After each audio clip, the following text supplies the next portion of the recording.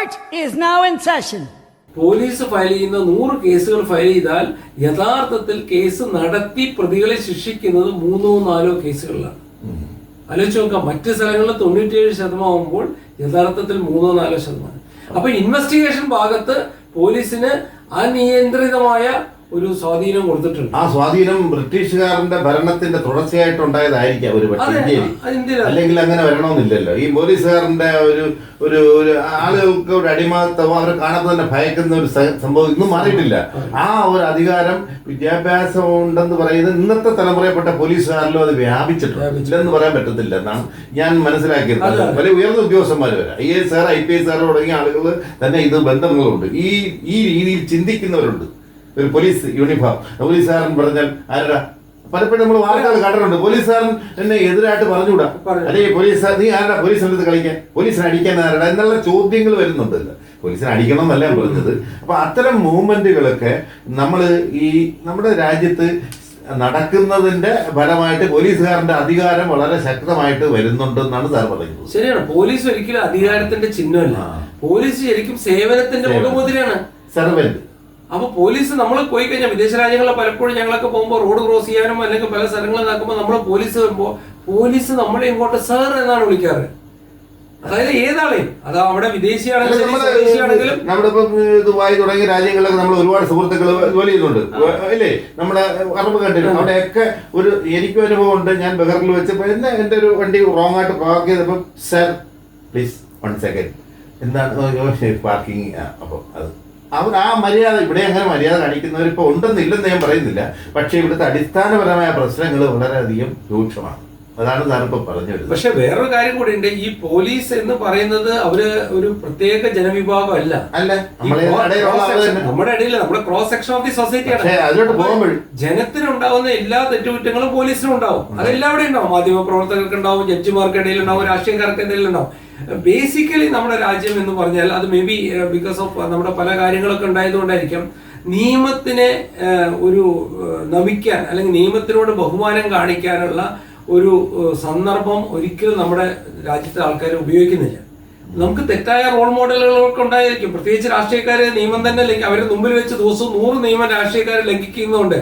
അല്ലെങ്കിൽ ട്രാഫിക് തടസ്സപ്പെടുത്തി ജാഥ നടത്തുക, തോന്നുന്ന സമയത്ത് ബന്ദ് ഹർത്താൽ നടത്തുക, ബസ്സുകൾ തടയുക, റോഡുകൾ തടയുക, കല്ലെറിയുക, പൊതുസ്ഥാപനങ്ങൾ നശിപ്പിക്കുക, സർക്കാർ സ്ഥാപനങ്ങളിലേക്ക് നശിപ്പിക്കുക, ഇതെല്ലാം ചെയ്യുന്ന ഒരു റോൾ മോഡൽ, ശരിയായ റോൾ മോഡൽ ആവേണ്ടവരാണ് കാണിച്ചത്. അപ്പൊ നിയമവ്യവസ്ഥയോടുള്ള ഒരു ബഹുമാനം നമ്മുടെ ഇടയിൽ വളരെ കുറവാണ്. അല്പം കട്ടുവീഴ്ച കക്കുമെന്ന് പറയുന്ന വളരെ സത്യമാണ്. അത് ഒരു പരിധി വരെ ശരിയാണ്. ജനങ്ങൾക്ക് അർഹിക്കുന്ന പോലീസ് എന്ന് ഞാൻ ഇവിടെ വായിച്ചിട്ടുണ്ട്. ഈ ജനതയ്ക്ക് ഓരോ രാജ്യത്ത് ഓരോ ജനതയുടെ സംസ്കാരം, കൾച്ചർ, വിദ്യാഭ്യാസം ഒക്കെ ഉണ്ടല്ലോ. അതിനനുസരിച്ചുള്ള ഭരണകൂടം അവിടെ വരും, അതിനനുസരിച്ചുള്ള പോലീസും വരും എന്നാണ് ഞാനത് ഇവിടെ വായിച്ചത്. അത് ഒരു പക്ഷേ നമുക്കത് ആ ഒരു അവസ്ഥയാണ് ഇപ്പോൾ ഉള്ളത് എന്നാണ് തോന്നുന്നത്. അതെ, ഇപ്പൊ പോലീസിന് കേരള പോലീസ് പ്രത്യേകിച്ച് കാരണം ഞാൻ സാർ പറയും ഇടയ്ക്ക് കയറില്ല ഞാൻ ആ പോയിന്റ്. അതായത് നമ്മളിവിടെ ഈ ആളുകളിൽ പ്രതികരണ ശേഷി ഉള്ളവരുണ്ടെങ്കിൽ പോലും യഥാർത്ഥത്തിൽ പ്രതികരിക്കേണ്ട സ്ഥലത്ത് പ്രതികരിക്കത്തില്ല. വോട്ട് ചെയ്യുന്നത് പ്രതികരണമാണ്. അതൊരു പ്രതികരണമാണെന്ന് പറയാൻ പറ്റില്ല. അതൊരു നമ്മളൊരു എല്ലാവരും ചെയ്യുന്നതാണ്. ഇപ്പോൾ ഇലക്ഷനൊക്കെ നടക്കുമ്പോൾ അത് എല്ലാവരും ചെയ്യുന്നത് അതല്ല. ഒരു കൃത്യമായ ഒരു പോയിന്റിൽ അതിന് വേണ്ടി മറ്റൊരാൾക്ക് വേണ്ടി, എനിക്ക് അല്ലാത്ത ഒരു കാര്യത്തിന് വേണ്ടി ഒരാൾ എത്ര പേര് ഇടപെടും, ഒരാൾ കുറ്റകൃത്യം കണ്ടാൽ അത് എത്ര ആൾ സാക്ഷി പറയും, നമ്മളെ ബാധിക്കുന്ന പ്രശ്നമാണെന്ന് പറഞ്ഞാൽ പോകത്തില്ല. പിന്നെ നീതി നിഷ്ഠമായ ഒരുപാട് ഡിഗ്നിറ്റി, അതായത് ഒരുപാട് വസ്തുനിഷ്ഠമായ കാര്യങ്ങളെ നമ്മളെ ലോകത്തെ നോക്കിക്കാണുന്ന ഒരുപാട് ആളുകളുണ്ടല്ലോ സത്യസന്ധമായിട്ട്. ഈ സത്യസന്ധമായിട്ട് നോക്കി നടക്കുന്ന ആളുകൾ പോലും സമൂഹത്തിൽ നടക്കുന്ന മറ്റുള്ള കാര്യങ്ങളെ അവരറിയുന്നില്ല, നടിച്ചുകൊണ്ട് വീട്ടിൽ കിടന്ന് ഇരിക്കുന്നവരാണ്. മറ്റുള്ളതൊന്നും അറിയേണ്ട കാര്യമില്ല എന്നിരിക്കുന്ന ഒരു സമൂഹം നമുക്കുണ്ട്. അതൊക്കെ ഇതിനകത്ത് സാർ പറഞ്ഞായിട്ട് കൂട്ടിച്ചേർത്ത് വായിക്കാം. വളരെ ബുദ്ധിമുട്ടാണ്, ഈ കാര്യങ്ങളിൽ വളരെ ബുദ്ധിമുട്ടാണ്. ഉദാഹരണത്തിന് ഒരു വാഹന അപകട കേസിൽ നമുക്ക് ഒരാൾ അപകടം കണ്ട ആൾ ഒരിക്കലും സാക്ഷിയാവാൻ വരില്ല. കാരണം എന്താണ്? അവൻ സാക്ഷിയാണ്, ഞാൻ കൊണ്ടുപോയി അല്ലെങ്കിൽ അവൻ ആശുപത്രി കൊണ്ടുപോയി അഡ്മിറ്റ് ചെയ്തു, ഞാൻ അപകടം കണ്ടു എന്ന് പറഞ്ഞാൽ പിന്നീട് 1-2 വർഷങ്ങൾ കഴിഞ്ഞാൽ വീണ്ടും അവൻ കോടതിയിൽ വരണം. അവൻ കോടതിയിൽ വന്ന ദിവസം ചിലപ്പോൾ അന്നേ ദിവസം വിചാരണ എടുക്കില്ല, അടുത്ത ദിവസം പ്രതി വന്നിട്ടുണ്ടാവില്ല, മജിസ്ട്രേറ്റ് ലീവായിരിക്കും, അല്ലെങ്കിൽ APP ലീവായിരിക്കും, അല്ലെങ്കിൽ പ്രതിഭാഗം വക്കീൽ ഉണ്ടാവില്ല, അവൻ അടുത്ത പ്രാവശ്യം വരണം. അങ്ങനെ 3-4 പ്രാവശ്യം വന്ന് നടക്കുമ്പോൾ അവൻ ആദ്യം വിചാരിക്കും ഞാൻ കണ്ടിട്ടില്ല എന്ന് പറയുന്നതാണ് ഏറ്റവും നല്ലത്. ഞാൻ കണ്ടിട്ടില്ല, ഞാൻ ആശുപത്രി കൊണ്ടുവന്നിട്ടില്ല. അപ്പൊ ശരിക്കും അപ്പോൾ പോലീസ് എന്ത് ചെയ്യും? കണ്ടു എന്ന് പറഞ്ഞ കുറച്ച് കള്ളസാക്ഷികളെ കൊണ്ടുവരും. കണ്ടു എന്ന് പറയുന്ന കള്ളസാക്ഷികൾ അവർ പറയും ഞാൻ കണ്ടതാണ്. പിന്നെ അധികം ഇരകളുടെ ബന്ധുക്കളായിരിക്കും അങ്ങനെയുള്ള കാര്യങ്ങൾ. അവർ വരും, അവരെ വളരെയധികം ക്രോസ് എക്സാമിനേഷനിൽ എളുപ്പത്തിൽ നല്ലൊരു വക്കീലിന് അഭിഭാഷകൻ അവരെ പൊളിക്കാൻ പറ്റും. അങ്ങനെയുള്ള കേസുകളാണ്. അപ്പൊ ബേസിക്കലി ആൾക്കാർക്ക് നീതി വ്യവസ്ഥ വളരെ സങ്കീർണമാണ് ഇന്ത്യയിൽ. ആ സങ്കീർണത സാധാരണക്കാരനെ പേടി ഉളവാക്കുന്നതാണ്. അതാണ് പേടി. അപ്പൊ അത് ആ ഒരു ഭയം കൊണ്ടാണ് പലപ്പോഴും കോടതിയോ അല്ലെങ്കിൽ അധികാര സ്ഥാപനങ്ങളെയോ അവർക്ക് അവിടെ പോവാത്തതും അവരുടെ കാര്യങ്ങൾ അവർക്കെതിരെ പ്രതികരിക്കാത്തതിനൊക്കെയുള്ള പ്രധാന കാരണം അതാണ്. അപ്പൊ ആ സംവിധാനങ്ങൾ കുറെ കൂടെ ലളിതമാക്കണം. ഒരു സാക്ഷി പറയാൻ വരുന്ന ആളിനെ നിങ്ങൾ ഒരു പ്രതിയാക്കി മാറ്റുന്ന രീതിയിലോട്ട് പോകരുത്.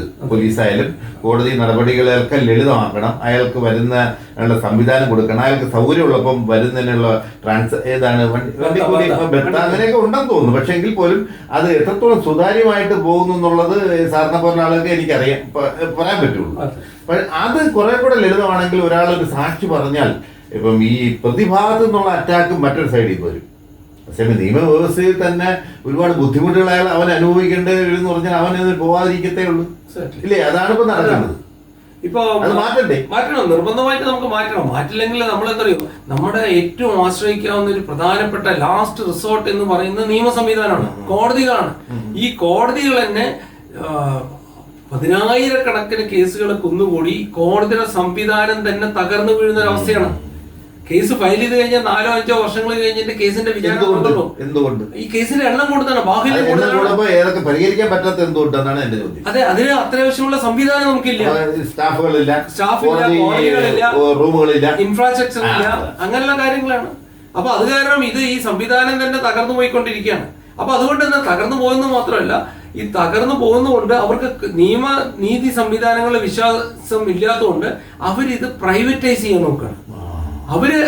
അവർക്കൊരു ആപത്ത് വന്നു, അല്ലെങ്കിൽ അവരുടെ പൈസ ആരെങ്കിലും അടിച്ചിട്ട് പോയി, അവരൊരു കൊട്ടേഷൻ ടീമിന് കൊടുക്കാം. എന്നെ തല്ലിയവനെ തിരിച്ചു തല്ലാൻ, അല്ലെങ്കിൽ എന്റെ നിന്ന് മോഷ്ടിച്ച പൈസ തിരിച്ചു കിട്ടാൻ, എന്നെ ചതിച്ചവനെ പൈസ കിട്ടാനായിട്ട് അവനൊരു കൊട്ടേഷനെ ഏൽപ്പിക്കുകയാണ്. അവര് പെട്ടെന്ന് ഒരു മാസം കൊണ്ടോ അതാണ് ചെയ്യുന്നത്. പ്രത്യേകിച്ച് കോർപ്പറേറ്റ് രംഗങ്ങളിലൊക്കെ പല കാര്യം ചെയ്യുന്നത്. ബാങ്കിന്റെ റിക്കവറി പല ആൾക്കാരെ അവർ ഏജന്റുമാരെ വെക്കുന്നത്, അവർക്ക് നിയമം കയ്യിലെടുത്തിട്ടാണ് പലപ്പോഴും ഒക്കെ ചെയ്യുന്ന ആ കാര്യങ്ങൾ തന്നെ. പക്ഷെ കോടതിയിൽ പോയാൽ 4-5 വർഷങ്ങൾ എടുക്കുന്ന ഇവിടെ 1-2 മാസങ്ങൾക്കുള്ളിൽ കിട്ടും. വലിയൊരു സംഖ്യ കൊടുക്കണമെന്ന് മാത്രമേ ഉള്ളൂ ആ കാര്യങ്ങളിൽ. അപ്പൊ പലപ്പോഴും യഥാർത്ഥ നീതി എന്ന് പറഞ്ഞാൽ അത് കോടതിയിൽ നിന്ന് കിട്ടുന്നില്ല. പലപ്പോഴും കോടതി എന്ന് പറഞ്ഞാൽ കോടതിയിലെ ന്യായാധിപന്മാർക്കും അഭിഭാഷകർക്കും അവിടെയുള്ള പ്രോസിക്യൂട്ടർക്കും കോടതി സ്റ്റാഫിനും അടുത്ത ചായക്കടക്കാരനും അവനൊക്കെ ജീവിക്കാനുള്ള ഒരു ജീവനോപാധിയായിട്ട് കോടതി മാറുന്നുണ്ട്. അത് മാറ്റണം. കോടതി എന്ന് പറഞ്ഞാൽ അതിൽ ആദ്യത്തെ കൺസേൺ ആ കോടതിയിൽ വരുന്ന സ്റ്റേക്ക് ഹോൾഡറിലെ പ്രധാനമായിട്ടുള്ള ആള് അവിടുത്തെ ഇരകളാണ് ഏറ്റവും പ്രധാനപ്പെട്ടത്. അപ്പൊ ഇതില് ആരെയാണ് നമ്മൾ കൂടുതൽ ഡയറക്റ്റ് കുറ്റപ്പെടുത്താൻ പറ്റുന്നത്? ഇപ്പൊ ഈ കോടതി ന്യായാധിപന്മാര്, വക്കീലന്മാര്, മറ്റേ പോലീസുകാർ, ഇപ്പൊ ഇതൊക്കെ കാര്യങ്ങൾ പറഞ്ഞു. അപ്പൊ ഇതില് ഈ ന്യായാധിപന്മാരും ഈ വക്കീലന്മാർക്കും ഉള്ളേക്കാൾ കൂടുതൽ പങ്ക് പോലീസിനല്ലേ ഇപ്പൊ പറഞ്ഞിടത്തോളം ഉള്ളത്? പോലീസിന്റെ അന്വേഷണത്തിലല്ലേ ഏറ്റവും കൂടുതൽ ബേസിക് ആയിട്ട് പ്രോബ്ലം വന്നിരിക്കുന്നത് തുടക്കത്തിൽ. പോലീസിന്റെ അന്വേഷണം ന്യായാധിപനെ ഇത് നേരിട്ട് കണ്ടിട്ടില്ല. സാക്ഷികളെ വിസ്തരിക്കുന്ന വക്കീലന്മാര് പറയുന്ന അനുസരിച്ചല്ലേ പറയാൻ പറ്റുന്നുള്ളൂ.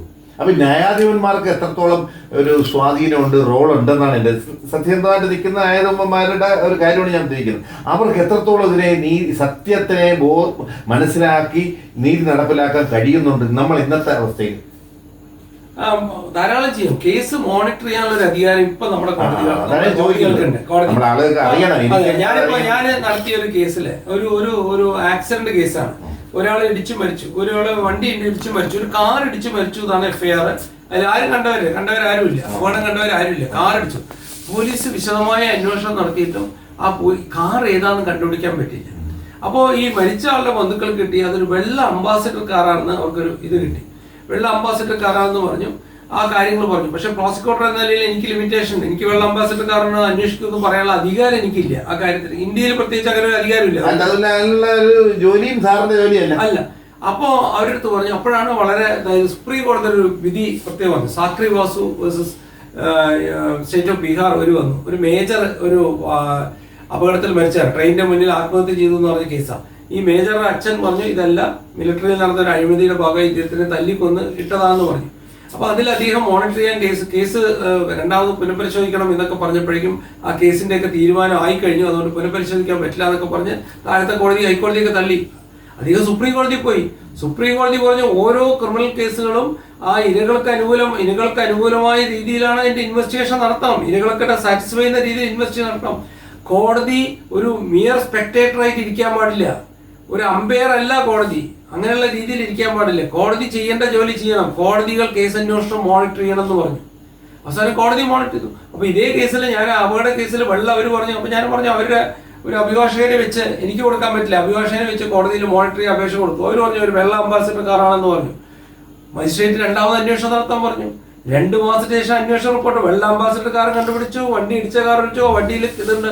അപ്പോൾ ഈ പലപ്പോഴും നമുക്ക് കണ്ടുപിടിക്കാവുന്ന പോയിന്റുകൾ പലപ്പോഴും ഉണ്ട്, പക്ഷെ അതിന്റെ ശ്രദ്ധ എത്തുന്നില്ല. അപ്പൊ കോടതികൾക്ക് ഇതിന് വലിയൊരു ഉത്തരവാദിത്വമുണ്ട്. പക്ഷേ ഈ ഉത്തരവാദിത്വം പുലർത്തുന്നതിൽ കോടതികളൊക്കെ പരാജയപ്പെടുകയാണ്. കാരണം കോടതിയിലെ ബാഹുല്യം, കേസുകളിലെ ബാഹുല്യം. അതായത് കോടതിയിലെ ഒരു ജഡ്ജിന് ഇത്ര കേസ് തീർക്കണമെന്നൊരു കോട്ട കൊടുത്തിട്ടുണ്ട്. ആ കേസ് തീർത്താൽ മതി, അത് വിജയിക്കുക, അത് നീതി നടപ്പിലാക്കണമെന്ന് അവിടെ നിർദ്ദേശമില്ല ഹൈക്കോടതിയിൽ നിന്നോ സുപ്രീം കോടതിയിൽ നിന്നോ. അതായത് നിങ്ങൾ ഇത്ര കോട്ട തീർത്താലേ നിങ്ങൾക്ക് ഇങ്ങനെ സംസാരിച്ചാൽ മതി എന്ന് മോളിൽ നിന്ന് ഓർഡർ കൊടുത്തിട്ടുണ്ട്. അപ്പൊ എന്ത് ചെയ്യും ഈ ജഡ്ജി? ഇത് എങ്ങനെയെങ്കിലും തീർക്കാൻ നോക്കൂ, ഇതിന്റെ സത്യം അന്വേഷിക്കാൻ പോകൂ എന്നുള്ളൊരു വേറെ വിഷയമാണ്. ഇത് ഒരു സാധാരണ മനുഷ്യൻ ഈ ജഡ്ജി എന്ത് ചെയ്യും? ഇത് തീർക്കുക എന്നുള്ള വ്യഗ്രതയുള്ള ആ മാനസികാവസ്ഥയിലാണ് ജീവിക്കുന്നത്. അപ്പോൾ ഒരു സത്യം കണ്ടെത്താനോ സത്യം മനസ്സിലാക്കാനോ ഉള്ള ഒരു മാനസികാവസ്ഥ ചിലപ്പോൾ ഈ ജഡ്ജിനുണ്ടാവാൻ സാധ്യത എല്ലാവരും മനുഷ്യർ പലതരത്തിലുള്ള. അപ്പൊ ആ ഒരു മനുഷ്യനാണ് ജഡ്ജി. അപ്പൊ അങ്ങനെ വരുമ്പോ ശരിയായ നീതി കിട്ടുന്നില്ല എന്ന് പറയേണ്ടി വരും. ഈ കേസ് തീർപ്പാക്കി കേസ് തീർത്ത് ക്ലോസ് ചെയ്തെങ്കിൽ പോകത്തേ ഉള്ളൂ. കോടതിയിലെ മുകളിലത്തെ കണക്കിൽ കേസ് ഇത്ര തീർത്ത് കഴിഞ്ഞു, ഇത്ര ശിക്ഷിച്ചു കഴിഞ്ഞു, ശിക്ഷിക്കുന്നതിനേക്കാൾ പ്രധാനം തീർക്കുന്നതാണെന്നാണ് ഞാൻ മനസ്സിലാക്കിയത്. ഏറ്റവും വലിയൊരു ഭയാനകരമായ കാര്യം അത് മാത്രമല്ല, ഈ കേസുകളിൽ വെറുതെ വിട്ട കേസുകളിൽ അപ്പീൽ കൊടുക്കുന്നതാണ്. ഇന്ന് കേരളത്തിൽ ആ സംവിധാനം പൂർണ്ണമായി തകരാറിലാണ്. ആ സംവിധാനം ഇല്ല. അതായത് ഒരു കേസിന് അപ്പീൽ കൊടുക്കണോ കൊടുക്കണ്ടേ എന്ന് തീരുമാനിക്കുന്ന ആ കേസ് നടത്തിയ പ്രോസിക്യൂട്ടറാണ്. അദ്ദേഹം കൊടുക്കണം. അദ്ദേഹത്തിന് അത് കൊടുത്തില്ല വെച്ചാൽ പിന്നെ ആരും കൊടുക്കാനില്ല. പിന്നെ പോലീസ് ഉദ്യോഗസ്ഥരാണ്, അവർക്ക് 100 തിരക്കുകളുണ്ട്, അവർ അതിലേക്ക് പോകുന്നില്ല. അപ്പോൾ പലപ്പോഴും പല കേസുകളിലും ചില ഈ മർഡർ കേസുകൾ, പോക്സോ ആക്ട്, റേപ്പ് തുടങ്ങിയ വളരെ സീരിയസ് ആയിട്ടുള്ള ഒഫൻസുകളൊക്കെ ബാക്കിയുള്ള എല്ലാ കേസുകളിലും അപ്പീൽ കൊടുക്കുന്നുണ്ടോ എന്നുള്ള നോക്കാനുള്ള ഒരു സംവിധാനം കേരളത്തിലില്ല. അപ്പോ ഒരു സാധാരണക്കാരന് എന്തെങ്കിലും പറ്റി അവന്റെ കേസ് പ്രതി അവനെ അടിച്ചു, അവന്റെ കൈയും കാലും ഒടിഞ്ഞു, അവന്റെ വീട്ടിൽ കയറി നാശനഷ്ടം വരുത്തി, ലക്ഷക്കണക്കിന് രൂപ നഷ്ടം ഉണ്ടായി, ഇവിടെ കേസ് നടത്തി, കോടതി വെറുതെ വിട്ടു. ഈ കേസിൽ അപ്പീൽ കൊടുത്തിട്ടുണ്ടോ, ഈ അപ്പീൽ നടത്തി കറക്റ്റായി നടത്തുന്നുണ്ടോ എന്ന് നോക്കാനുള്ള ഒരു സംവിധാനം കേരളത്തിലില്ല. അതുപോലെ ഒരു പ്രധാനപ്പെട്ട ഒരു വിഷയമാണ് വിക്ടിം കോമ്പൻസേഷൻ. അപ്പോൾ നമ്മുടെ പ്രധാനമായിട്ടും ഒരു ഈ യുണൈറ്റഡ് നേഷൻ കൺവെൻഷൻ ഉണ്ട്. അതില് 1985 UN convention on victims of crime and abuse of power എന്നതിലാണ് ആദ്യമായിട്ട് വിക്ടിം എന്നൊരു വാക്കിനെ കുറിച്ച് പറയും, വിക്ടിമിനെ കുറിച്ച് എക്സ്പ്ലെയിൻ ചെയ്യും, വിക്ടിമിന് കോമ്പൻസേഷൻ കൊടുക്കേണ്ട കാര്യം, പ്രോസിക്യൂട്ടറെ അപ്പോയിന്റ് ചെയ്യുന്ന കാര്യം എല്ലാം ആ ഇതിലാണ് പ്രത്യേകമായിട്ട് പറഞ്ഞിരിക്കുന്നത്. ആ കാര്യത്തിൽ ഇത് വന്നു. പലപ്പോൾ പറഞ്ഞാൽ പലർക്കും അവിശ്വസനീയമായിരിക്കും.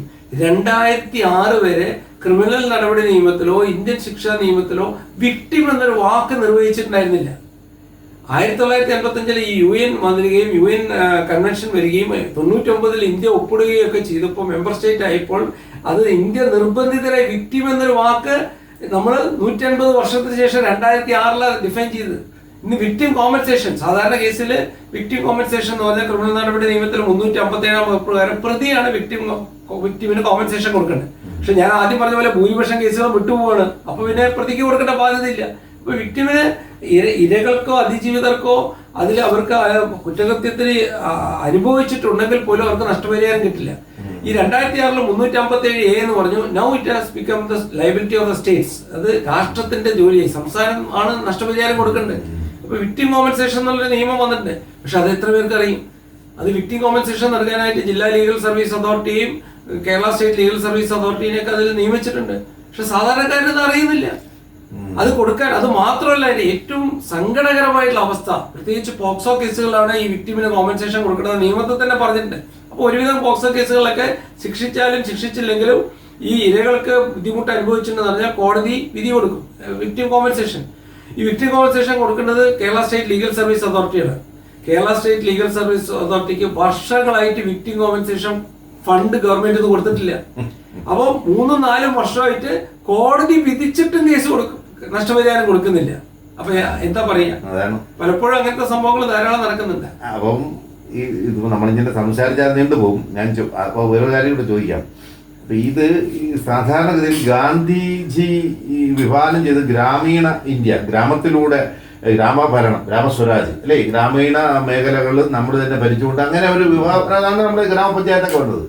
അതിന്റെ അടിസ്ഥാനത്തിൽ ഇപ്പം നമുക്ക് ഓരോ ഗ്രാമപഞ്ചായത്തിലും കൗൺസിലർമാർ, പഞ്ചായത്ത് മെമ്പർമാർ, പ്രിൻസിപ്പൽ, ഇവരെ എത്രത്തോളം ഇവരിൽ വരുന്ന ആളുകൾ ഇപ്പം ജയിച്ചു വരുന്നുണ്ട്, അതായത് രാഷ്ട്രീയ പാർട്ടികൾ ഇവരെ ശരിയായ ബോധവൽക്കരണം നടത്തുന്നുണ്ട് പറയുന്നുണ്ടെങ്കിലും ശരിയായ ബോധവൽക്കരണം അവർ പലർക്കും കിട്ടുന്നില്ല, അത് പഠിക്കുന്നില്ല എന്നാണ് ഞാൻ മനസ്സിലാക്കിയത്. യഥാർത്ഥത്തിൽ ഇത്തരം കാര്യങ്ങളിലൊക്കെ ഈ സാമാന്യമായി പോലീസ് സ്റ്റേഷൻ തുടങ്ങിയാലും നിയമപരമായ നിഷേധങ്ങളായാലും സാമാന്യമായ കാര്യങ്ങൾ ഈ ജനപ്രതിനിധികൾ ഒരു 10,000 പേർക്ക് ഒരാളായിരിക്കുമല്ലോ, ഇവരെ പഠിപ്പിക്കുന്ന ഒരു സംവിധാനം സാറിൻ്റെ സംഘടന പോലുള്ള ആളുകൾക്കോ അല്ലെങ്കിൽ ഗവൺമെന്റിനൊക്കെ വളരെ ബോധപൂർവ്വം ശ്രദ്ധിച്ചു കഴിഞ്ഞാൽ ഒരു ചെറിയ മാറ്റം ഈ രംഗത്ത്, അതായത് നമ്മൾ ഒരാളെ എല്ലാം പഠിക്കാൻ പറ്റില്ല. അപ്പോൾ ഇതിൽ നമ്മൾ പ്രതിനിധിയായിട്ട് വരുന്ന ആ വ്യക്തി ഇത്തരം കാര്യങ്ങളെപ്പറ്റി ഒന്ന് മനസ്സിലാക്കി വെച്ചിട്ട് മുന്നോട്ട് പോകുന്ന ഒരു സംവിധാനം ചിലപ്പോൾ ഉണ്ടോന്നില്ല എനിക്ക് അറിഞ്ഞുകൂടാ. പക്ഷെ അങ്ങനെ ഒരു സംവിധാനത്തിൽ കുറച്ചുകൂടെ ഗൗരവത്തോടെ ശ്രദ്ധിക്കേണ്ടേ ഗവൺമെന്റുകൾ. ഗവൺമെന്റാണ് ഇത് fund ഇറക്കേണ്ടത്.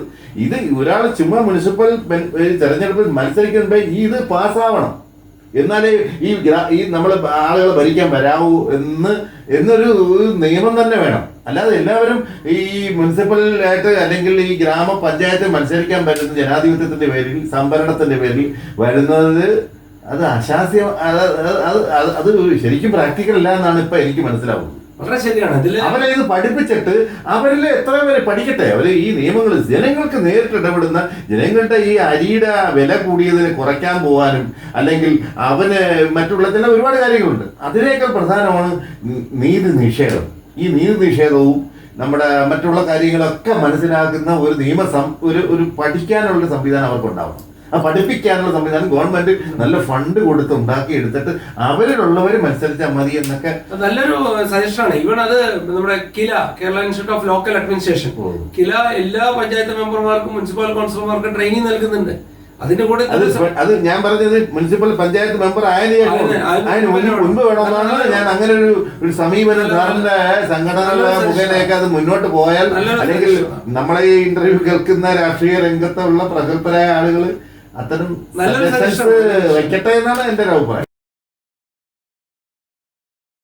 How to behave with the victims. ഒരു അതിജീവിത, ഒരു വിക്ടിം വരികയാണെങ്കിൽ, ഇര വരികയാണെങ്കിൽ അവരോട് എങ്ങനെ പെരുമാറണം. ഇതൊന്നും നമ്മുടെ ഒരു ആവശ്യം വരുമ്പോൾ നമുക്ക് അവരെ സമീപിക്കത്തക്ക രീതിയിലുള്ള എളുപ്പത്തിൽ കാര്യങ്ങൾ നടത്താൻ പറ്റുന്ന ഒരു സാഹചര്യം ഇവിടെ ഇല്ല എന്നും കൂടെ എനിക്ക് തോന്നുന്നു. ചിലപ്പോൾ പേഴ്സിൽ ടെലിഫോൺ ബിൽ അടയ്ക്കാൻ പേഴ്സിൽ പൈസ ഉണ്ടാവില്ല.